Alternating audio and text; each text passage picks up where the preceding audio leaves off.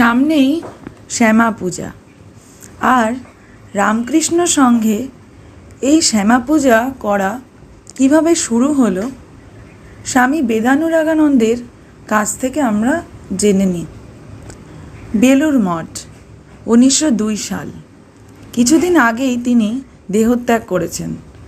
দেহত্যাগের আগে তাঁর খুব ইচ্ছা হয় আগামী অমাবস্যায় মঠে কালী পুজো করার। স্বামীজি নিজের শরীর উৎসর্গ করেই সেই পুজোর অধিবাস সম্পন্ন করলেন। তার ইচ্ছা অনুযায়ী পরবর্তী অমাবস্যায় বেলুড় মঠে কালী পুজোর আয়োজন হয়েছে। স্বামীজির ভ্রাতা মহেন্দ্রনাথ দত্তের লেখনীতে আমরা পাই সেই পুজোর প্রসঙ্গে কিছু বিশেষ স্মৃতি।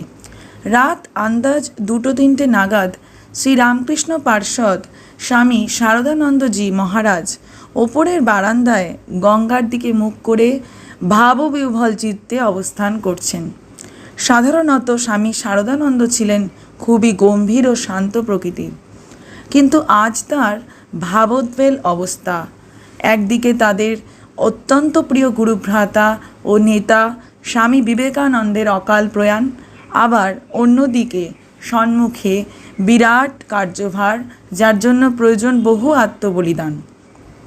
কিছুক্ষণ পরে তিনি মা কালীর চরণে মনে মনে নিজের মস্তক উৎসর্গ করলেন।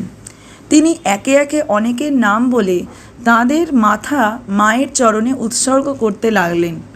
তিনি যাদের নাম বলছেন তাদের অনেকেই মনে মনে তাদের মস্তক মায়ের চরণে পূর্ণাহুতি দিতে লাগলেন।